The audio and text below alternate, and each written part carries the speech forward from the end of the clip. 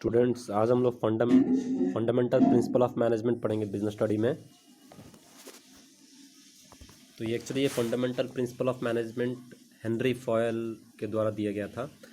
Henry foil एक famous इंडस्ट्रिस्ट थे जो फ्रांस का थे। वो 14 प्रिंसिपल्स दिए, 14 फंडामेंटल प्रिंसिपल्स, ठीक है। और उनको father of modern operational management theory भी कहा जाता है, ठीक है। फिर से हम रिपीट कर रहे हैं, father of modern operational management theory भी कहा जाता है। यहाँ पे आप देखेंगे ये टॉपिक है हमारा, ठीक है। Henry foil, a famous industrialist of France, has described the 14 principles, ठीक है, 14 principles of management in his book general and industrial management, ठीक है। ये लाइन्स देखेंगे, कभी 1 मार्क का आने का चांसेस रहता है, ठीक है। कौन दिए, ठीक है। और father of modern operational management theory किसको कहा जाता है? हेनरी फॉयल को कहा जाता है, ठीक है। ये फ्रांस का थे और ये अपना बुक में जनरल एंड इंडस्ट्रियल मैनेजमेंट में, ठीक है, 14 प्रिंसिपल्स को डिस्क्राइब किए थे, जो कि बेस्ड था कॉज एंड इफेक्ट पे। देखिए, explaining the difference between the principle and element, he makes it clear that principle of management are fundamentally true and establish relationship between cause and effect. मतलब division of work करते हैं तो division of work cause था और उसका effect क्या होता है? काम अच्छा से इफेक्टिवली एफिशिएंट होता है, इफेक्ट, ठीक है। देखेंगे यहाँ पे वाइल प्रेजेंटिंग द, यहाँ पे important line, while presenting the principle of management foil has kept 2 things in mind. Firstly देखिए 2 चीज़ की, ज़्यादा इसको लॉन्ग नहीं रखना है, ठीक है ना, ज़्यादा लंबा मतलब 100 प्रिंसिपल्स नहीं बना देना है, और ज़्यादा वो सजेस्टिव रहे, कॉमनली इस्तेमाल करने लायक इस्तेमाल होते हैं रियल लाइफ में, उसी को। और सेकंड क्या चाहिए बोले वो, ठीक है, कि ये फ्लेक्सिबल रहे, रिजिड ना रहे, ठीक है। अगर आप चाहेंगे तो प्रिंसिपल में कुछ फेरबदल करके, ठीक है, आप काम कर सकते हैं। ये नहीं कि इसी को करेंगे तभी आएगा, ऐसा नहीं है, ठीक है। रिजिडनेस हटा दिए, फ्लेक्सिबल रखें कि ठीक है आप प्रिंसिपल को चेंज कर सकते हैं। देखिए, फर्स्ट प्रिंसिपल जो था कि जो हेनरी फॉयल दिए थे वो डिवीज़न ऑफ वर्क था, ठीक है ना। मतलब कोई भी काम को छोटे सेगमेंट्स में बांट लेने दिखाते थे। मतलब यहाँ पे जैसे एग्जांपल दिया हो गया, आप देखेंगे, ठीक है। अगर मान लीजिए कि कुछ भी अगर बनाना है तो छोटे छोटे सेगमेंट्स, ठीक है, डिस्ट्रीब्यूट कर लेना चाहिए। This principle of Fayol tells us that as far as possible the whole work should be divided into different parts, and each individual should be assigned only one part of the work according to his ability and taste rather than giving the whole work to one person, ठीक है। तो ये division of work क्या बोलता है कि पूरा काम को छोटे छोटे सेगमेंट्स में बांट दें और लोग को, ठीक है, हर व्यक्ति को जो एक छोटे छोटे सेगमेंट्स उनको असाइन कर दिया जाए, उनका रुचि के हिसाब से, उनका टेस्ट के हिसाब से, उनका एबिलिटी के हिसाब से। जैसे यहाँ पे एग्जांपल दिए हैं कि मान लीजिए यहाँ पर देखिए, for example manufacturing, can go with the example here. Example, a furniture manufacturer gets order for manufacturing 100 lecture stands. He has 5 workers who will go to the job. मतलब यहाँ पे अगर मान लीजिए कि कोई भी टेबल बनाने के लिए बोला गया तो उसका लेग्स है या अपर पार्ट है या लकड़ी को नहीं होता है बेसिकली, आप साफ शेप्स में सही शेप्स में बनाना है तो सही शेप्स में बनाने के लिए एक को दे दीजिए, उसका जो पार्ट्स का है, जो लेग्स का पार्ट्स है, किसी और को बनाने के लिए दे दीजिए, उसको फिक्स करने का किसी और को दे दीजिए इस तरह, ठीक है। पॉलिश करने के लिए किसी और को दे दीजिए, पैकेजिंग करने के लिए सो एंड सो, ठीक है। तो ये इस छोटे छोटे सेगमेंट्स में बांट लेना है ताकि वर्क एफिशिएंटली इफेक्टिवली हो जाए, ठीक है। अब सेकंड देखेंगे क्या चाहिए आपका, देखेंगे ये चीज़ भी बहुत इंपॉर्टेंट है, केस स्टडी इससे रिलेटेड आता है। तो केस स्टडी में आप देखेंगे ये चीज़ बहुत इंपॉर्टेंट है कि पॉजिटिव इफेक्ट क्या होगा अगर आप डिवीजन ऑफ वर्क करते हैं तो फ़ायदा क्या है। देखिए यहाँ पे लिखा है एडवांटेज ऑफ स्पेशलाइजेशन और ऑब्टेन। तो वहाँ पे देखेंगे एक्सपर्ट्स बन जाते हैं, स्पेशलाइज्ड हो जाते हैं जो एक ही काम को लगातार करते रहते हैं तो। और resources waste, increase in the quality of work, increase in the speed production, decrease in the wastage of resources, ठीक है। और increase in the work efficiency of the workers. और वायलेटिंग क्या होगा, the above mention positive effect will be specialise will not be achieve, ठीक है ना। Specialist नहीं होंगे। अगर मान लीजिए कि किसी को आज बोल दिए ये कर लो, कल बोल दिए कि दूसरा काम कर लो, तो वो स्पेशलिस्ट बनेगा नहीं, ठीक है। एंड इसी तरह the work efficiency of the worker will be reduce, ठीक है। तो उसका काम करने का जो क्षमता है, जो सही कम समय में कर देगा, रिसोर्सेज वो वेस्ट ना करते वो वेस्ट होगा, रिसोर्सेज वेस्ट होगा। तो ये जस्ट इसका जो आपका 2 पॉजिटिव इफेक्ट है इसका अपोजिट यहाँ पे आ जाएगा, ठीक है। ये ध्यान दीजिएगा। तो ये पॉजिटिव इफेक्ट करने से ये होगा आपका, ठीक है, स्पेशलिस्ट हो जाएंगे और लोग, रिसोर्सेज वेस्ट नहीं होगा। और यहाँ पे अगर नहीं करें तो रिसोर्स वेस्ट होगा और लोग स्पेशलिस्ट नहीं होंगे, स्पेशलाइज नहीं होंगे वर्क में। अथॉरिटी एंड रेस्पॉन्सिबिलिटी, ठीक है। देखिए, अथॉरिटी मतलब अधिकार होता है, रेस्पॉन्सिबिलिटी जिम्मेदारी होता है। कभी भी किसी को अगर आप जिम्मेदारी दिए हैं तो उसको कुछ अधिकार भी देना चाहिए, दोनों है नहीं तय साथ में जाना चाहिए, ठीक है। यहीं पे ये प्रिंसिपल यही बोलता है। अकॉर्डिंग टू द प्रिंसिपल, यहाँ पे देखेंगे, according to the principle authority and response should go hand in hand. It means that when the particular individual is given the particular work, he is made responsible for the result. He can be possible only he has given the authority to discharge his responsibility. मतलब अगर किसी को आप काम दिए हैं, responsibility दिए हैं, तो उसको आपको authority भी देना चाहिए, ठीक है, तभी काम सही से होगा, ठीक है। जैसे यहाँ पे एग्जांपल देखेंगे आप, सेल्स मैनेजर, ठीक है, CEO and co has doubled the sale target for sales manager for coming year. To achieve this target, authority for appearing the necessary sales advertisement according to the need sale be allowed, ठीक है। तो advertisement उसके हिसाब से sales manager को करने देना चाहिए, ठीक है। लो, ठीक है, अगर सेल्स टारगेट बढ़ाएं तो सेल्स मैनेजर को अगर जैसे चाहेगा एडवर्टाइजमेंट उसको करने के लिए अधिकार दे दिया जाए। इसका फ़ायदा क्या है अब देखेंगे यहाँ पे। Help in achieving the target, target achieve हो जाएगा अगर हम लोग अथॉरिटी और रिस्पॉन्सिबिलिटी प्रिंसिपल अप्लाई करते हैं। Increase in the confidence of the employees, employees का कॉन्फिडेंस बढ़ेगा, ठीक है। रॉन्ग यूज़ ऑफ, अब यहाँ पे देखेंगे अगर वायलेट होगा तो क्या होगा। Wrong use of authority in case of more authority is given, authority का दुरुपयोग करते हैं। Difficult in achieving the targets in case of authority is given then is needed, ठीक है। यहाँ पे टारगेट्स अचीव नहीं होंगे अगर लेस अथॉरिटी दे दिए, ज़्यादा दे दिए, दुरुपयोग कर देंगे। Can't fix the accountability of the subordinate in case the desire results are not obtained, अगर मान लीजिए कि रिस्पॉन्सिबिलिटी दी है, अथॉरिटी नहीं दिए, ठीक है, तो क्या होगा कि वहाँ पे उनको जिम्मेदार या जवाबदेही उनसे मांगा नहीं जा सकता है। Decline in the confidence of the employees, विश्वास का कमी हो जाएगा, ठीक है। ये आपका ये जो था आपका उसका वायलेटिंग इफेक्ट था। अगर नहीं वो आपका authority and responsibility principal apply नहीं करेंगे तो क्या होगा, अप्लाई करेंगे तो ये पॉजिटिव इफेक्ट आपको देखने को मिलेगा। अनुशासन, ठीक है, डिसिप्लिन, देखिए डिसिप्लिन बहुत इंपॉर्टेंट है। डिसिप्लिन होने से देखिए सभी काम, ठीक है, अच्छा से होता है। Discipline is the essential for any successful work performance. Foyle consider discipline to be mean obedience, respect for the authority and observance of the established rules, ठीक है, मतलब जो रूल्स है उसको फॉलो करना बहुत इंपॉर्टेंट। रूल फॉलो करेंगे तो देखिए इसका फ़ायदा क्या है, तो यहाँ पे देखेंगे फ़ायदा क्या है। A discipline organise has a better reputation among the people, लोगों के बीच में अच्छा रिपुटेशन होता है, नाम होता है। Increase in the efficiency of the organisation का एम्प्लॉयज़, लोग का एफिशिएंसी का रिसोर्सेज बिना वेस्ट आप काम करते दिखाई देंगे। Better labour management relation, management और जो एम्प्लॉयज़ है, लेबर्स है, उनके बीच में अच्छा संबंध आपको देखने को मिलेगा जब डिसिप्लिन रहता है। तो वायलेशन क्या होता है, decline in the reputation in the organisation, efficiency of the employees, ठीक है, एफिशिएंसी एम्प्लॉयज़ का रिसोर्स वेस्ट करते दिखाई देंगे। रिपुटेशन जैसे इसका ऑपोजिट लिख देना। हायर इन डिसऑर्डर, ठीक है, देखिए डिसऑर्डर का मतलब, ऑर्डर का मतलब समझिए सही व्यक्ति सही जगह, सही सामान सही जगह, ठीक है। तो ये सही सामान सब लोग अपनी जगह जहाँ पे रखना चाहिए वहाँ रखेंगे नहीं, डिसिप्लिन नहीं रहेगा। An atmosphere of doubt and suspicion, ठीक है, एक माहौल बनेगा शक का, ठीक है, लोग शक करेंगे, डाउट करेंगे एक दूसरे पे। Decline in the confidence of the employee के बीच में कॉन्फिडेंस का कमी देखने को मिलेगा। अब आता है इंपॉर्टेंट यूनिटी ऑफ कमांड, ठीक है। यूनिटी ऑफ कमांड का मतलब होता है एक सबऑर्डिनेट को एक ही ओनर के द्वारा ऑर्डर्स मिलने चाहिए, ठीक है। अगर कई लोग ऑर्डर देंगे तो दिक्कत हो जाएगा। जैसे यहाँ पे देखिए एक एम है, मैनेजर है, मान लीजिए ये सबऑर्डिनेट्स है, तो ये तीनों सबऑर्डिनेट को एक ही मैनेजर दे रहा है ऑर्डर, इंस्ट्रक्शंस, तो यही यूनिटी ऑफ कमांड बोलते हैं। ये गलत है, ये नहीं, दो ओनर है, अब तीन है, ठीक है ना, ये भी दोनों को दे रहा है, ये भी दे रहा है, ये भी दे रहा है, ठीक है ना, मतलब दोनों मिलके सभी को ऑर्डर दे रहा है, ये गलत है। ये एक्चुअली यूनिटी ऑफ कमांड नहीं बोलता है, ठीक है, क्योंकि इससे क्या होता है काम अच्छा से नहीं होगा, लोग कंफ्यूज हो जाएंगे। तो यहाँ पे देखेंगे फ़ायदा और नुकसान क्या है।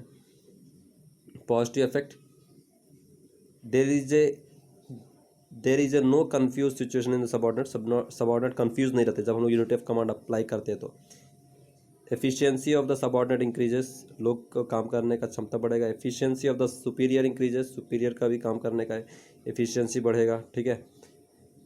It is easy to fix the responsibility, सबको जिम्मेदार ठहराना आसान होता है। एटमॉस्फियर ऑफ कॉर्डियलिटी प्रिवेल्स, ठीक है, एक अच्छा वातावरण प्रिवेल करेगा, ठीक है।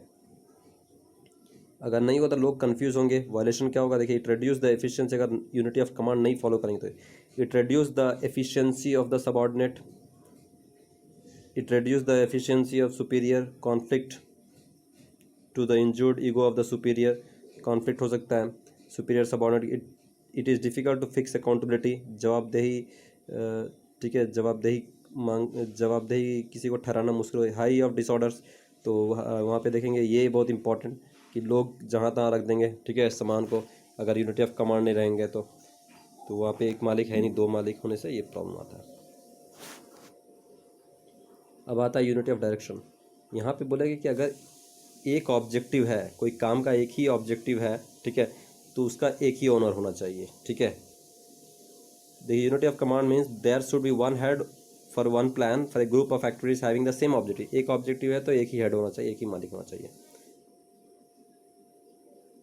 ये पूरा ऑर्गेनाइजेशन में है, ठीक है ना, ये बड़ा compare to unity of command ये बड़ा है। Advantage of specialization is obtained due to the managers association with same kind of activity, ठीक है। तो यहाँ पे स्पेशलिस्ट हो जाते हैं जो उस पर रिलेटेड रहते हैं। Increase in the efficiency of organization, efficiency बढ़ता है, रिसोर्सेज वेस्ट नहीं होता है। Easy to achieve the objective, objective achieve हो जाता है। It helps in coordination due to unity in activities, ठीक है, कोऑर्डिनेशन होता है, तालमेल रहता है सबके बीच में। Advantage of specialization in not obtained, violation देखिए यहाँ पे दिया हुआ है, ये जस्ट इसका decrease in efficiency, difficulty in achieving the objective, difficulty in achieving the coordination, coordination भी नहीं बनता है। अब यहाँ पे देखें दोनों का डिफरेंस क्या है, यूनिटी ऑफ कमांड और यूनिटी ऑफ डायरेक्शन, ये एग्जाम में बहुत बार पूछे जाते हैं, ठीक है। यूनिटी ऑफ कमांड और यूनिटी ऑफ डायरेक्शन, यहाँ पे देखेंगे यूनिटी ऑफ कमांड का मीनिंग दिया हुआ है सेम, ठीक है। According to this principle every employee should get an order only from one manager at a time and he should be responsible for that manager alone, ठीक है। तो यहाँ पे according to this principle all activities having similar objective should be completed under the supervision of one person and there should be one plan of action for each type of activity। ये meaning था, ठीक है। देखिए basis of difference, ये लिखने का तरीका। Um, it prevents dual subordination, ठीक है। यूनिटी ऑफ कमांड होगा तो वहाँ पे एक सबऑर्डिनेट, ठीक है, मतलब ऐसा नहीं जो सबऑर्डिनेट से कंफ्यूज नहीं होंगे, ओवरलैपिंग ऑफ एक्टिविटीज़ नहीं होगा। हर एक्टिविटी क्या होगा, एक ख़त्म होगा दूसरा स्टार्ट होगा, नहीं तो क्या होगा, एक दोनों साथ में चलने लगेगा, क्योंकि दो बॉसेस हैं, एक ही एक्टिविटी है, लेकिन ये कभी स्टार्ट किया वो कभी स्टार्ट किया, तो ओवरलैपिंग एक्टिविटीज़ होती दिखाई देगा। Implications, it affects the individual employee, ये सिर्फ एम्प्लॉयज़ को अफेक्ट करता है, सिंगल एम्प्लॉय को, ये एंटायर ऑर्गेनाइजेशन को अफेक्ट करता है। अब आता है आपका subordination of individual interest to general interest, ठीक है। देखिए एम्प्लॉयज़ का एक एम होता है कि अच्छा सैलरी मिलना चाहिए, उसी तरह ऑर्गेनाइजेशन का क्या ऑब्जेक्टिव अचीव होना चाहिए। तो जो एम्प्लॉयज़ है उसको अपना जो जनरल इंटरेस्ट है, ठीक है, इंडिविजुअल इंटरेस्ट है, उसको साइड रखना चाहिए कॉमन इंटरेस्ट या जनरल इंटरेस्ट के लिए, मतलब कंपनी का इंटरेस्ट के लिए, क्योंकि अगर कंपनी अपना ऑब्जेक्टिव अचीव करेगा तो इसका सैलरी भी बढ़ सकता है, ठीक है। तो ये कॉमन सेंस रखे। तो यहाँ पे सबऑर्डिनेशन, अपना इंटरेस्ट को दरकिनार करे एम्प्लॉयज़, अपना जो सेल्फिश है वो सबको दरकिनार करे, और जो जनरल इंटरेस्ट या कॉमन इंटरेस्ट फर्म का है, सेल्स को इंक्रीज़ करना या प्रॉफिट को इंक्रीज़ करना, उसको इंपॉर्टेंस दे, क्योंकि अगर वो कंप्लीट होता है तो ऑटोमेटिक आपका सबऑर्डिनेशन का भी इंटरेस्ट जो है वो भी पूरा हो जाता है। Base subordination of individual interest का आता है, मतलब अपना इंटरेस्ट को दरकिनार करके रखे एम्प्लॉयज़, किसके लिए, ऑर्गेनाइजेशन जनरल इंटरेस्ट के लिए, ठीक है। ऑब्जर्विंग ह्यूमैनिटी, ठीक है, अगर यहाँ पर इंसानियत दिखाई देगा, everybody profit in the company, everybody is profit in the company, profit of the company, यहाँ पे देखेंगे सबको वहाँ पे प्रॉफिट मिलते दिखाई देगा अगर ये अचीव होगा। Organization objectives are obtained, organize का ऑब्जेक्टिव ऑब्टेन हो जाएगा। Coordination between the individual and object, organizational objective, दोनों के बीच में देखिएगा यहाँ पे कोऑर्डिनेशन रहेगा, इंडिविजुअल इंटरेस्ट और आपका ऑर्गेनाइजेशनल ऑब्जेक्टिव जो रहेगा, एम, दोनों का एम, क्योंकि एक ऑर्गेनाइजेशनल ऑब्जेक्टिव अगर अचीव होगा तो ऑटोमेटिक आपका इंडिविजुअल ऑब्जेक्टिव भी अचीव हो जाएगा। ह्यूमैनिटी वायलेटेड, सेल्फिश का दिखाई देंगे तो इंक्रीज इन जेलसी, ठीक है, ईर्ष्या का मात्रा बढ़ेगा, क्योंकि अगर माने सब सेल्फिश होगा तो hindrance in achieving the organizational objective, ठीक है, को अचीव करने में मुश्किल आएगा। Lack of coordination between the individual and organizational objective, अगर इसको वायलेट किए तो, मतलब उल्लंघन किए तो, subordination of individual interest to general interest. अब आता है आपका रिम्यूनरेशन टू एम्प्लॉयज़, मतलब सही फेयर मिलना चाहिए, ठीक है ना। अगर लोग काम कर रहे हैं, एम्प्लॉयज़ काम कर रहे हैं, तो उसको सही जो उनको मिलना चाहिए वो आपको फेयर पैसा उसको प्रोवाइड करे ऑर्गेनाइजेशन, ठीक है, तभी और वो लोग अच्छे से काम करेंगे, एम्प्लॉयज़ अच्छे से काम करेंगे। फेयर रिम्यूनरेशन का बात करता है ये, जायज़ पैसा जो उनको मिलना चाहिए। इंक्रीज इन द अगर पॉजिटिव इफेक्ट देखिए क्या होगा, सेटिस्फैक्शन होगा employees, spirit of dedication among the employees, ठीक है, पूरा हुनर के साथ काम करेंगे। Decline in the labour turn, बहुत लोग काम छोड़ के नहीं जाएंगे। और वायलेटिंग क्या होगा, जस्ट इसका ऑपोजिट, टर्न ओवर हो जाएगा, डिसऑनेस्ट हो जाएंगे, वो वफादार नहीं रहेंगे। एंकरेजमेंट, वो उसका सेटिस्फैक्शन में भी गिरावट आएगा। अब सेंट्रलाइजेशन एंड डिसेंट्रलाइजेशन, ठीक है। सेंट्रलाइजेशन मतलब जब अगर मान लीजिए कि सभी ऑर्डर, सभी अथॉरिटी, सभी पावर्स अगर मान लीजिए कि टॉप लेवल ही रखता है, उसको सेंट्रलाइजेशन बोलते हैं, ठीक है। सभी अथॉरिटी अगर टॉप लेवल रखता है तो उसको क्या बोलते हैं, सेंट्रलाइजेशन, ठीक है। अगर सभी अथॉरिटी टॉप लेवल अगर रखता है उसको सेंट्रलाइजेशन। अगर वो अथॉरिटी को बांटता है मिडिल लेवल में, फिर लोअर लेवल में, उसको बोलते हैं डिसेंट्रलाइजेशन, ठीक है। फिर से बोल रहा है, सेंट्रलाइजेशन मतलब सभी अथॉरिटी पावर्स अगर टॉप लेवल अपने पास रखते हैं तो सेंट्रलाइजेशन। जब ये स्मॉल फर्म होता है तब ये करना होता है, लेकिन जब फर्म बड़ा होता है तो डिसेंट्रलाइजेशन करना होता है, लेवल अपना अथॉरिटी को डिस्ट्रीब्यूट करना होता है मिडिल लेवल और फिर लोअर लेवल में। फ़ायदा देखिए क्या है सेंट्रलाइजेशन डिसेंट्रलाइजेशन का। Positive effect, decrease in the work load of the superior. अगर यहाँ पे बात कर रहे हैं डिसेंट्रलाइजेशन का, ठीक है ना, कि अगर मान लीजिए कि पावर्स को डिस्ट्रीब्यूट किया जाता है तो वहाँ पे जो टॉप लेवल उसका वर्कलोड टेंशन कम होगा। बेटर एंड क्विक डिसीजन, तो डिसीजन लेने में बहुत तेज़ी दिखाई देंगे। Increase in the increment the subordinate, subordinate भी बहुत उनका मनोबल बढ़ेगा। वायलेटिंग क्या, unnecessary increase in the workload of the superior in case of centralization and, ठीक है। सेंट्रलाइजेशन में देखिए वर्कलोड बढ़ता है। Impatient for the wrong decision of superior in case of complete अगर सेंट्रलाइजेशन पूरा कंप्लीटली रहता है तो अपना मनोबल खो बैठते हैं, कभी कभी गुस्सा हो जाते हैं, डिसीजन गलत ले लेते हैं। Decline in the encouragement of subordinate, और यहाँ पे उनका मनोबल भी गिरता है। जो जूनियर्स रहते हैं उनको अगर कुछ अथॉरिटी नहीं मिलता है तो उनका मनोबल गिरता है। अब आता है स्केलर चेन, 9 नंबर देखेंगे स्केलर चेन, ठीक है। मीनिंग देखेंगे पहले स्केलर चेन का क्या होता है। It refers to a formal line of authority which moves from the highest to the lowest rank in the straight line, ठीक है। तो यहाँ अथॉरिटी का बात किया, कम्युनिकेशन, कभी भी कम्युनिकेशन या अथॉरिटी होता है, अथॉरिटी जो टॉप से बॉटम होता है, ठीक है ना, मतलब ऊपर से आता है। टॉप लेवल मिडिल लेवल का अथॉरिटी देता है, ऑर्डर देता है, और मिडिल लेवल लोअर लेवल को देता है। उसी तरह अगर कम्युनिकेशन है तो टॉप लेवल बॉटम लेवल तक और बॉटम वाले टॉप लेवल तक जाता है। मतलब top middle level, middle level lower level, lower level को अगर कम्युनिकेट करना तो मिडिल लेवल को, मिडिल लेवल टॉप लेवल, ये होता है कम्युनिकेशन। ये होता है स्केलर चेन, ये फॉलो करना चाहिए, ठीक है। तो यहाँ पे देखिए फॉल का ओपिनियन क्या है, फिर लैडर क्या है, ठीक है। वही आपका फॉल ओपिनियन वही लिखा हुआ है। वो लैडर बताया गया है, क्या चीज़ बताया कि अगर मान लीजिए यहाँ पे देखिए एफ को पी से कम्युनिकेशन करना है तो ये किसको बताएगा, ये कम्युनिकेट करेगा, एफ कम्युनिकेट करेगा ई को, ई करेगा डी को, फिर सी को, फिर बी को, फिर ए, फिर एल, एम, एन, ओ, पी। इस तरह कम्युनिकेशन होगा, ठीक है। कम्युनिकेशन करना है तो, लेकिन अगर इमरजेंसी पड़ गया तो ये कम्युनिकेट कर सकता है, जिसको गैंग प्लैंक कहा गया। लेकिन इक्वल रैंक वाला ही रहना चाहिए, दोनों बराबर रैंक का रहना चाहिए, दोनों एक्चुअली एम्प्लॉय होना चाहिए या मिडिल लेवल का डिपार्टमेंटल मैनेजर्स होना चाहिए, तभी बात कर सकते हैं गैंग प्लैंक इमरजेंसी में, ठीक है। लेकिन कब वो बात करे, अपना तुरंत जो आपका कंसिक्यूटिव उसके ऊपर का जो सीनियर है, ई है और ओ है इसका, ये दोनों इसको बता दे कि सर हम इससे बात करने जा रहे हैं कि कुछ इंपॉर्टेंट इमरजेंसी काम है, तो इसको इन्फॉर्म कर दे, और क्या मैटर भी है वो बाद में इन्फॉर्म कर दे, ठीक है। तो फिर से बोल रहे हैं, अगर इसको अगर मान लीजिए कि एफ को कम्युनिकेट करना है तो ई उसके बाद इस तरह कम्युनिकेट करना होगा उसको। लेकिन इमरजेंसी में वो इस तरह कर सकता है जिसको गैंग प्लान कहा गया है, लेकिन अपना जो यहाँ पे उसके सीनियर है उसको इन्फॉर्म करना होगा।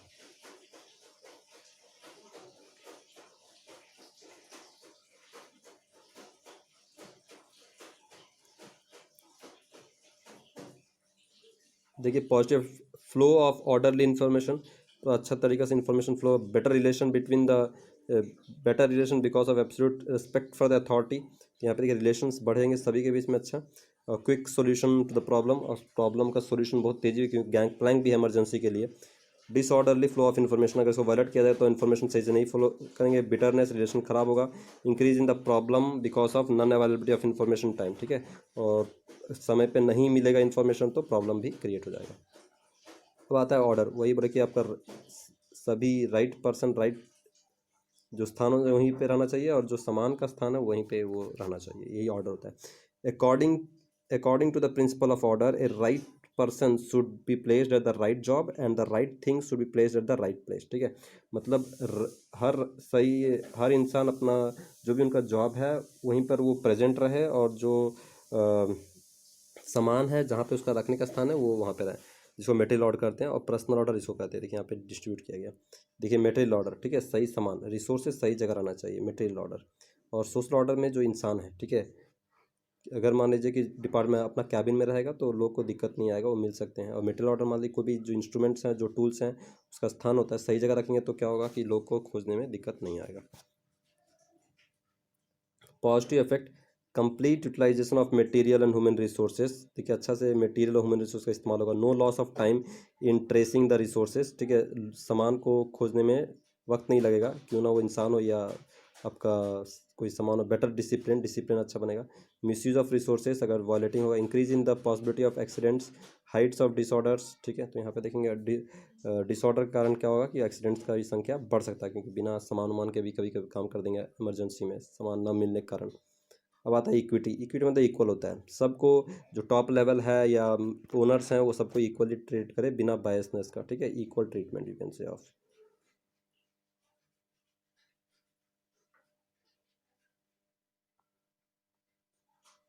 ठीक है, इक्वल ट्रीटमेंट।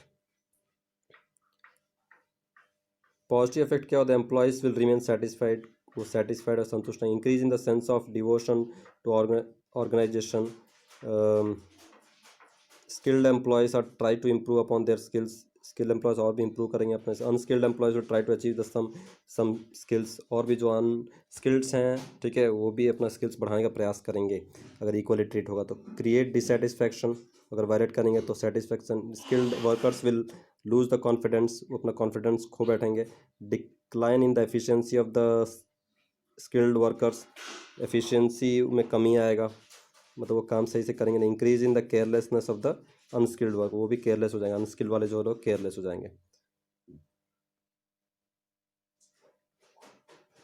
अब आता है स्टेबिलिटी ऑफ पर्सनल। अगर मान लीजिए किसी को रिक्रूट किए हैं तो कुछ समय तक उसको टाइम देना चाहिए ताकि वो ढल एनवायरनमेंट में, ठीक है, वो ढल ढल सके अच्छा से। ये नहीं कि तुरंत तुरंत उसको फ्रीक्वेंटली बदल ना दिया जाए, प्रमोशन ना कर दिया जाए, या उसको क्या बोलते हैं ट्रांसफ़र ना कर दिया जाए, दिक्कत होगा, ढलने में टाइम लगता है।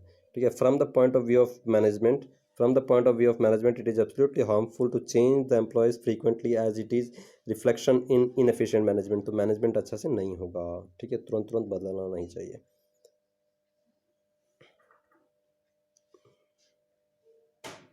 स्टेबिलिटी ऑफ पर्सनल, यहाँ पे देखें first, increase in confidence of the employees. अगर कुछ उसको समय दिया जाएगा, ठीक है, हालात में ढलने के लिए, तो वो उनका कॉन्फिडेंस बिल्ड होगा। Increase in the reputation of the company, company का रिपुटेशन बढ़ेगा। Skilled workers will be are incline towards the company, जो स्किल्ड रहेंगे वो उनका विश्वास कंपनी के प्रति बढ़ेगा। Less expense in training, training में खर्चा कम होगा। और वायलेटिंग क्या चाहिए, an atmosphere disbelief for the employees, विश्वास वो कम हो जाएगा ऑर्गेनाइजेशन प्रति। Company is left by good workers, ठीक है, गुड वर्क जो अच्छे वर्कर्स है छोड़ देंगे। Heavy recruitment for training expenses, training में खर्चा ज़्यादा होगा। Decline in reputation of the company, company का रिपुटेशन में भी कमी आएगा। इंसेटिव, ठीक है, पहल, ठीक है, मतलब यहाँ पे इंसेटिव मीन्स कि देखिए, यहाँ पे देखिए incentive, incentive means a capacity to work while expressing one thought. मतलब यहाँ पे जो सबॉर्डिनेट्स है उनको भी अपना सजेशन देने के लिए, ठीक है, अधिकार देना चाहिए। ठीक है, कि हाँ ठीक है, अगर किसी तरह का प्रॉब्लम है जो उनके रिलेटेड है तो वो अपना बात रख सकते हैं। ठीक है, और उनका ये बात को प्राथमिकता दिया जाए, इसी को इंसेटिव बोलते हैं, पहल। ठीक है,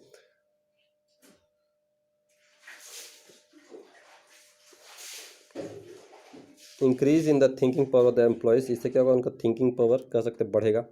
cooperation of the employees in the implementing decision कुछ भी ले रहे हैं उसको अगर ज़मीन स्तर पर लागू करना है तो वो कोऑपरेट करेंगे, सहयोग करेंगे, क्योंकि वो भी वो सजेशन जो दिए थे उससे रिलेटेड उसका भी सजेशंस को प्राथमिकता दिया गया, तो सुना गया था। Increase in the sense of attachment to the organization और एम्प्लॉयज़ का जो रिलेशनशिप है वो अच्छा होगा।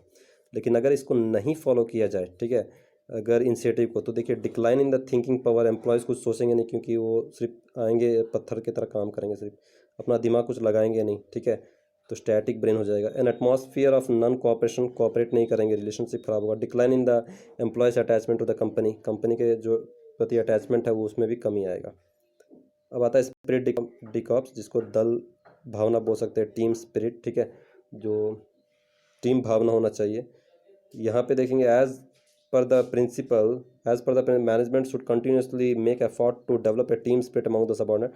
सबके बीच टीम स्पिरिट, एक परिवार जैसा उसको माहौल बनाना चाहिए ओनर को, ताकि एम्प्लॉयज़ अच्छा से काम करें। ठीक है, किसी तरह का एक नेगेटिव फीलिंग्स साइड्स रख के do To do this, he or she should use the word we instead of I during the conversation with the subordinate. कभी भी अगर मान लीजिए सीनियर कन्वर्सेशन कर रहे हैं तो वहाँ पे वर्ड वी यूज़ करें, हम यूज़ करें, ना कि मैं, ठीक है। तो इससे क्या हो कि एक टीम स्पिरिट बनेगा सभी एम्प्लॉयज़ के बीच में और काम अच्छा से होगा, एफिशिएंटली इफेक्टिवली होगा। पॉजिटिव इफेक्ट क्या होगा देखेंगे यहाँ पे, motivation to the work with team spirit, ठीक है, सभी का मनोबल बढ़ेगा। Easy to achieve the objective, sweet relation, सबके बीच में अच्छा संबंध बढ़ेंगे, ऑब्जेक्टिव अचीव होगा। और टीम स्पिरिट्स अगर नहीं होता, किल ऑफ टीम स्पिरिट, टीम भावना खराब होगा अगर वायलेशन किया जाएगा स्पिरिट कॉप्स का। और फिर difficulty in achieving the objective, objective achieve करने में मुश्किल होगा। बिटरनेस, रिलेशनशिप भी खराब होगा, ठीक है, जस्ट उसका ऑपोजिट। तो हम लोग का 14 प्रिंसिपल यही था, जो कि केस स्टडीज़ का एक एक प्रिंसिपल को आप 2-3 बार देखेंगे, वीडियो को समझेंगे, ठीक है, ताकि उसका सरल मीनिंग क्या है, बस सिंपल में उसका मीनिंग आपको जानना है, ताकि केस स्टडी पढ़ेंगे तो कौन सा प्रिंसिपल का वहाँ बात कर रहा है वो आपको बताना होगा, ठीक है। केस स्टडी आएगा इनडायरेक्टली रहेगा तो आप समझिए, ठीक है। तो ये बहुत लेंथी था, तो आप क्या करेंगे देखिए, आपको होमवर्क के तौर पे इसको बनाइएगा, ठीक है। यहाँ पे देखिए 14 प्रिंसिपल आपका सिंपल लाइंस में दिया हुआ है, 14 प्रिंसिपल्स। तो एज ए होमवर्क आप इसको बनाइए और ये डिफरेंस को बनाइए, ठीक है। इसका PDF भी आपको दे दिया जाएगा, इसको एज ए होमवर्क आप बनाएंगे, ठीक है। ये भी 14 प्रिंसिपल्स हैं, तो आप देखेंगे you do this as a homework, इसको एज ए होमवर्क आप बनाएंगे और 14 प्रिंसिपल्स को पढ़ेंगे, समझेंगे, ठीक है। क्योंकि केस स्टडी तब अगला दिन हो सकता है, केस स्टडी आपका आएगा, केस स्टडी तभी समझ पाएंगे। Okay students, thank you. इसको आप बनाएंगे और डिफरेंस को भी बनाएंगे, ठीक है, ये 14 प्रिंसिपल्स।